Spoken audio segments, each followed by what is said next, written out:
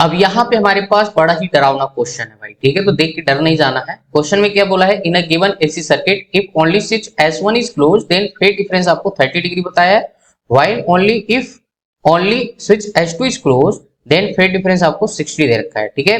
Current lags in both cases if x is equal to 30 ohm है भाई, watt नहीं है, then 3L1 minus L2 is okay. Option आपको दे रखे हैं, just to can see. Okay, तो चलिए भाई समझ लेते हैं हमारे पास यहाँ पे फेज डिफरेंस होता है क्या है, ठीक है। अगर मेरे पास LCR सर्किट है, समझो इधर, ठीक है, अगर मैं यहाँ पे LCR सर्किट बनाऊं तो हमारे पास नीचे क्या होता है आपके पास, कैपेसिटेंस बोले तो VC, ऊपर होता है VL और यहाँ पे होता है VR। क्लियर है। अगर यहाँ पे रिजल्टेंट ऐसे लिखें तो हमारे पास यहाँ पे क्या होता है, VL माइनस आपका VC।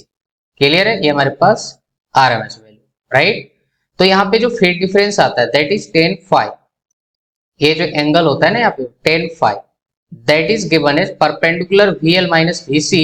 तो हम इसको लिख सकते हैं IXL माइनस IXC और डिवाइडेड बाई IR, VR की जगह IR, I कॉमन ले लेंगे तो यहाँ पे क्या आ जाएगा, XL minus XC divided by R, ठीक है। आपको ये फार्मूला याद रहे तो बहुत अच्छी बात है, ठीक है। अब देखना पड़ेगा सर्किट कौन सा है। अब यहाँ पे स्टार्टिंग में बोला है कि फेज डिफरेंस 30 है, तो यहाँ पे 30 जैसी रखोगे ना तो 1 बाई कितना आएगा, √3 आ जाएगा। 30 की वैल्यू कितनी होती है, 1 बाई √3। एक्सएल की जगह क्या लिखेंगे, ओमेगा L1 माइनस XC की वैल्यू तो दे रखा है तो बाद में सब्स्टिट्यूट कर देंगे, इक्वेशन नंबर 1 हो जाएगी।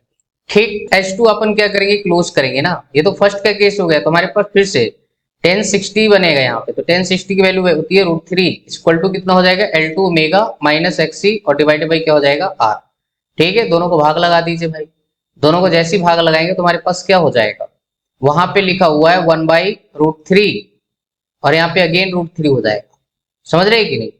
L1 ओमेगा माइनस XC और यहाँ पे क्या हो जाएगा, L2 ओमेगा माइनस XC।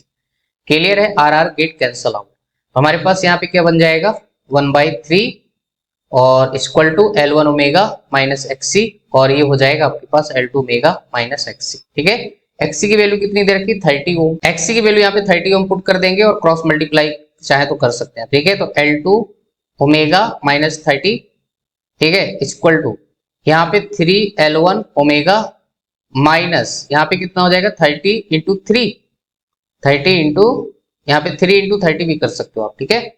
ये हो जाएगा भाई, आया समझ में। इसको क्या करें भाई, 3L1 ओमेगा और ये L2 ओमेगा है, इसको चाहो तो इधर ले आओ, ठीक है। तो L2 omega minus 3L1 omega और इधर कितना हो जाएगा, माइनस 3 3 जा 9 90 और ये प्लस का 30, तो कितना हो जाएगा, माइनस का 60। समझ गए है ना। अब माइनस को चाहे तो आप अंदर ले सकते हैं, तो हमारे पास कितना हो जाएगा, 3L1 ओमेगा, दोनों साइड माइनस से मल्टीप्लाई करा रहे हैं हम, ठीक है, और ये हो जाएगा माइनस L2 ओमेगा और इधर हो जाएगा प्लस का 60, राइट। तो ये चीज आएगा। अब देखना पड़ेगा कि हमें यहाँ पे क्वेश्चन में क्या पूछा हुआ है। ओमेगा हमारे पास यहाँ पे नहीं है, शायद हमसे यहाँ पे पूछा है 3L1 माइनस L2, ठीक है। तो कितना हो जाएगा, 60 डिवाइडेड बाई आपके पास ओमेगा, और ओमेगा की वैल्यू आपको ऑलरेडी दे रखा है, ठीक है। जो वोल्टेज दे रखा है उसमें आपको ओमेगा की वैल्यू जो बताया ना वो कितना है, 300, ठीक है। तो आपके पास ये गया, हमारे पास आ जाएगा कितना, 6 डिवाइडेड बाई 30 बोले तो 1/5, तो वैल्यू कितनी आएगी भाई, इसको डिवाइड करेंगे तो 0.2 आ जाएगा, 3L1 माइनस L2। समझ रहे कि नहीं, तो 0.2 के इक्वल आ जाएगा भाई, यही हो जाएगा आपके पास ये वैल्यू। क्लियर है, ये देखो आपको ओमेगा मालूम है यहाँ पे, ठीक है। तो यहाँ से इस पर्टिकुलर क्वेश्चन का आंसर जाएगा, 3rd is the correct answer, ठीक है। हेनरी में रहेगा क्योंकि ये इंडक्टेंस ही है, ठीक है।